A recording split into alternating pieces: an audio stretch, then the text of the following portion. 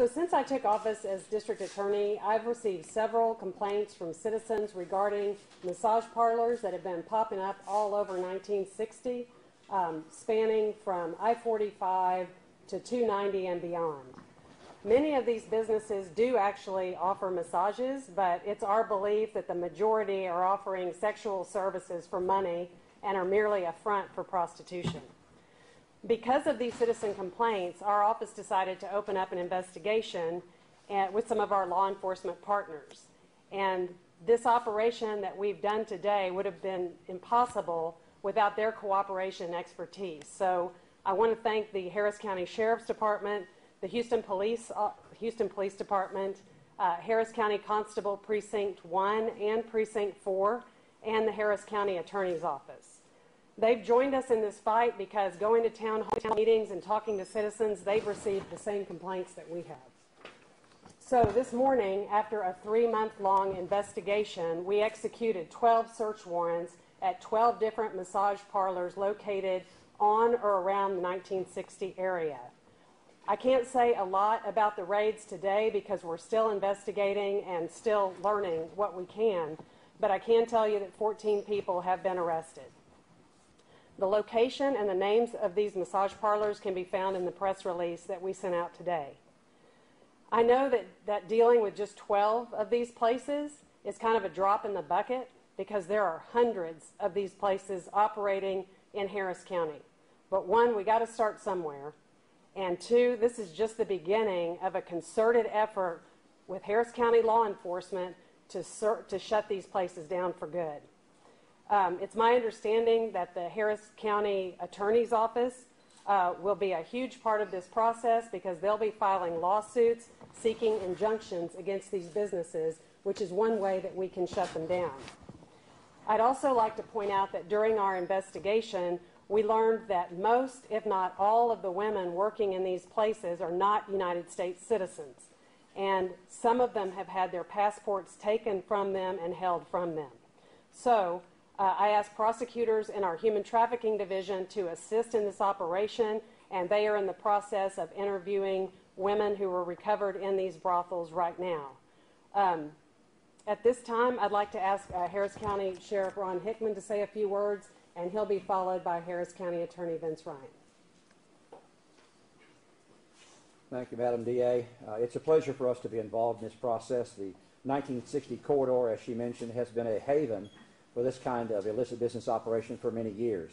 We started looking at these businesses as far back as 2009, yet they continue to pop up like cockroaches. They are a plague, a blight on this community, and many of our operations are directed as a result of complaints from the community. It is our partnership with the community, in fact, that determines where our operations go. Our investigations continue today to find out exactly what level of human trafficking influences are involved in these operations. But at best, we need to rid our community of these serious problems. By working with the DA, our law enforcement partners, and the county attorney, we hope to find a more permanent solution to bringing closure to these instances where people masquerade as legitimate business. Now, County Attorney Vince Ryan. Thank you, Sheriff. Thank you, Madam DA. Yes, these are businesses, illegal businesses. And what we on the civil side and the county attorney's office can do is shut down the business. We can tell the property owner that they cannot lease to that kind of business. We can enjoin the business and the property owner and fine them, make sure that money, which drives so much of this criminal activity, drives these women into this bondage, that we take the money away from the owners of the property and the business. So together, working with law enforcement, with the leadership of the district attorney's office, we think we can make a great impact. One of the things I remind people all the time about the greatest unzoned city in America, Houston, is that you have these beautiful residential areas within walking distance of here, but within walking distance of these kinds of criminal enterprises. So the quality of life of not only the victims inside these businesses, but the quality of life of the neighborhoods, the schools, the churches around them can be impacted when the leadership of the district attorney's office, of the sheriff, of the constables, and our office, the county attorney's office, work together. Thank you. And let me also offer the podium to Constable Alan Rosen. Thank you very much. This is just a true testament to what collaboration in law enforcement can do. And when we kind of pull our resources together, we can do great things. Part of this operation was done by the LaVice Group, which is a law enforcement vice group that's comprised of multi-agency departments that focus on vice operations. And we're a member of that. And so this very active group, of course, with the rodeo coming to town this next couple of weeks or the next month, this is going to be some further activities going to be going on with regards to prostitution and things of this nature. So thank you. We'll take any questions. Yeah. Can you elaborate on the charges that the 14 are facing? Right now, the 14 are charged with prostitution. And because our focus is so much on human trafficking, the district attorney's office attitude is that arrest is recovery, not conviction. And so we often start with the arrest for prostitution in order to remove the woman, usually, sometimes men, from the situation. And then we seek to interview them to see if they are in fact trafficking victims, if they have been threatened, coerced, or defrauded into prostitution somehow. If we determine they have been, then they will not be prosecuted for prostitution. Otherwise, we do try to work with them to get them out of the business of prostitution.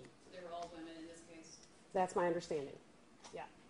The sheriff mentioned that these places keep popping up like cockroaches. Why is it so difficult to get a handle on it? Why do you think this method with the filing the injunctions will work? Well, it's worked in the past. I mean, we are trying everything we can to shut down these businesses, and it does take, as you can see, a collaborative effort. I might defer to the sheriff on why they are so easily popping up, but I know that they're kind of difficult to shut down. We have to have convictions out of them, so they require extensive undercover investigations, sending in people to make the cases, and then we can turn it over to the county attorney's office to file the injunctions, which is basically a civil lawsuit. So it's involved, the process, but it's effective. Do you want to answer? Do you want to talk Sure. about that? It is a little more difficult because Texas is a very pro-business state. And you don't want law enforcement just coming in and routinely shutting you down. So we have to demonstrate to the DA and to the county attorney a continuing pattern of conduct, illegal conduct. So we make those cases working with our partners, the constables and other agencies. We go get the prosecution done, and we go to the county attorney and ask them to go and file a permanent injunction against that location to enjoin them from further instances of that kind of behavior.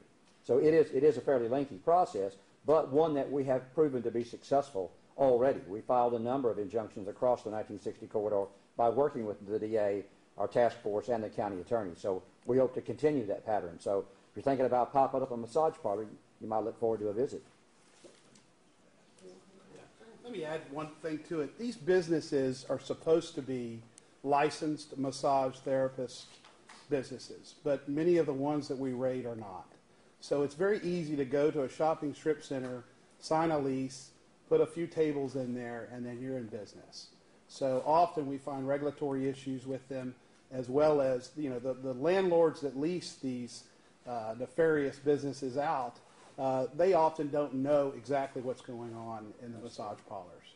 So you've got to have a license to be a registered massage therapist, and often that's why they're popping up, because they're not going through the regulatory process of getting their proper licenses, and they could just kind of open up and stay as long until we raid them or until the county attorney shuts them down. Well, let me add one thing. One reason we go also after the property owners, because just as Constable Rosen said, is the excuse is often we didn't know what was going on. In many of these locations, this has been going on for a while.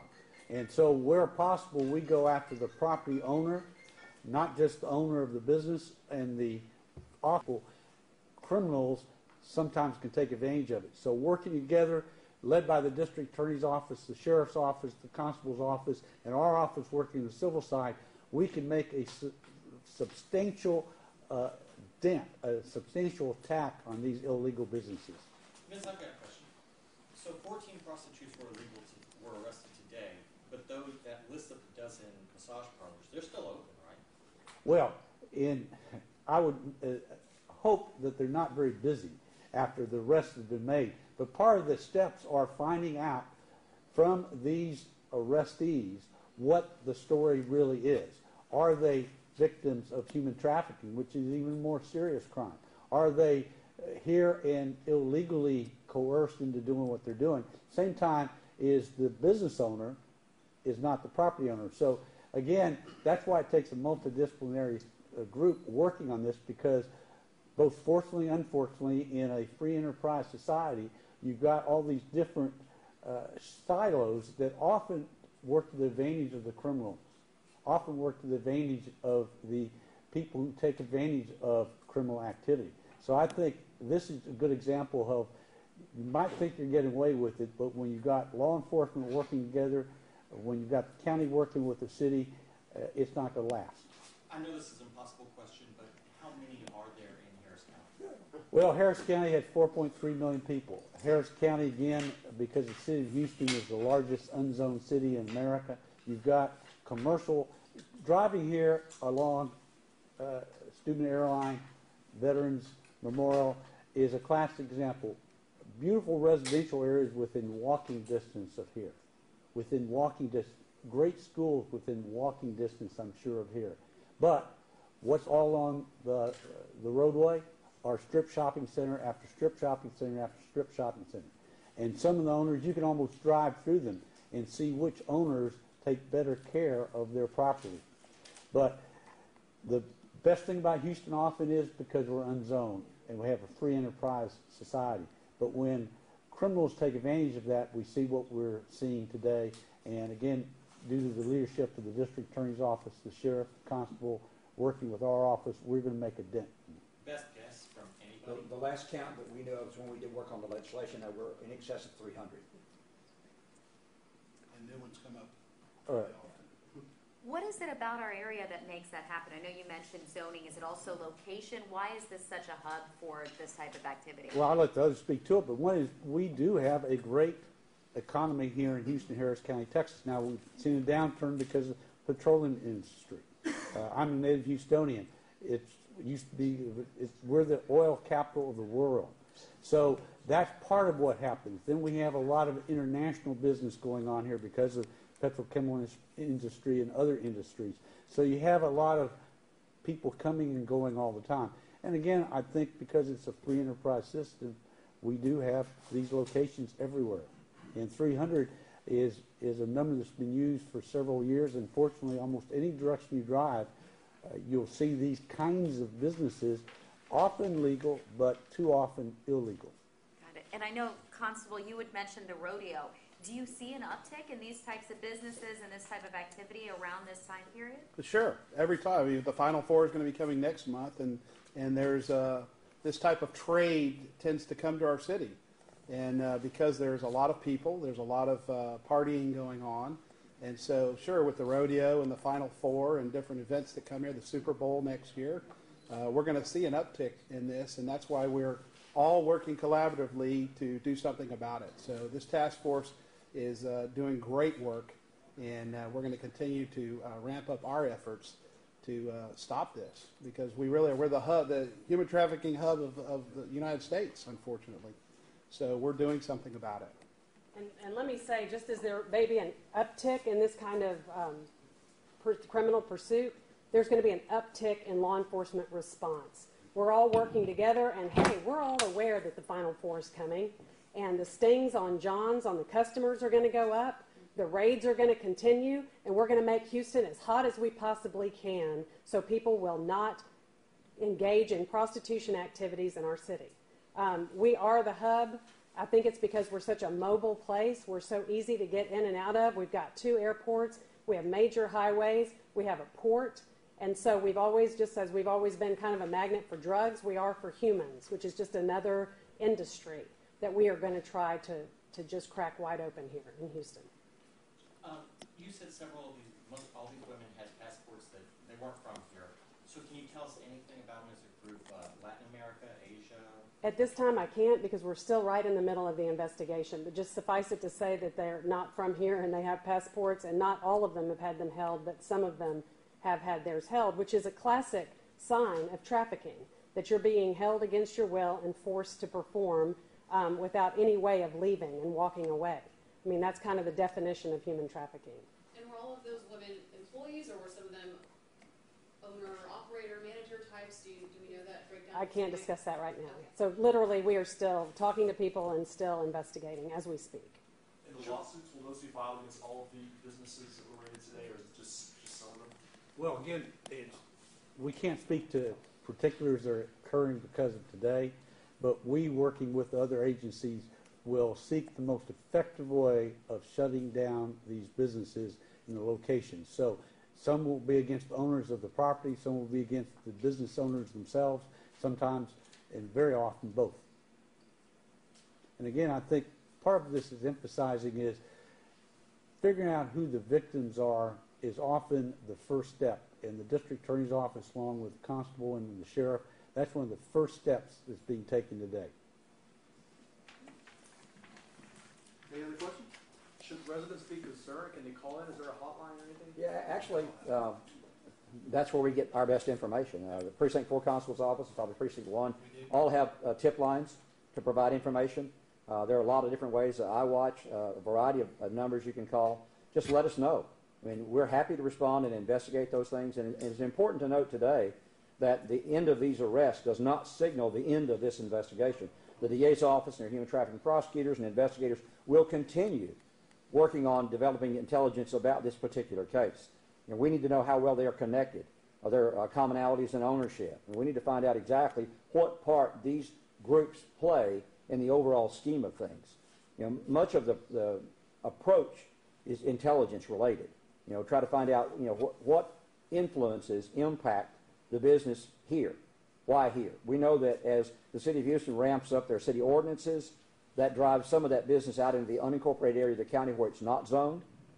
So we've seen an increase in the popularity. It's also a very profitable business, so you know, that's a driving force as well. So we're looking at all those issues as we continue to research who owns the property. In many cases, the legal research necessary to identify maybe an out-of-state owner, find a management company that's involved in leasing those properties and working through the county attorney. It's a fairly lengthy process. So we start with the prosecution on the front end with the DA. We'll go through that and eventually go to the civil process to reach an injunction after a pattern of continuing criminal behavior has been identified. So there's a lot of work involved. The important thing, as the constable mentioned, is that it is a collaborative effort. All the constable's agencies, sheriff's office, the DA, county attorney, we have a solid working team that has already proven to be successful. And I know you probably already went through this, Sheriff, and I apologize, but so this wasn't just something that got stumbled upon. I mean, you guys were like working on this, and it's 14, what was it? There were 14 charges from 12 different locations. So over a series of time, they've developed the investigations. The DA's office issued warrants from those 12 different locations, which were served today, executed. So out of that, those 14 different individuals were arrested. Vice operations are always ongoing. So just as the sheriff just said, we're constantly working on these types of issues. So the LaVice group, that's all they do. So I think it's most important to tell our business owners that own these shopping strips, find out who you're leasing to prior to leasing to them, so that you know what kind of a business is going there, so that you can avoid having to have a civil lawsuit filed against you. So do some due diligence. And Constable, like you said, it doesn't end today. No, sir. So anybody who's thinking about continuing or starting or anything like that. Well, just a warning. Obviously, today is only one step in the process as the constable and our offices continue to pursue these matters. But we might also remind the public that it wasn't just a week or two ago that we acknowledged the number of Johns arrested in our area. So it's a multifaceted approach. So all of our agencies will focusing on both ends of the operation, those folks who provide the prostitutes and those folks who are interested in paying for prostitution. So we do reverse stings. yeah, pick your risk. Right. Anything else?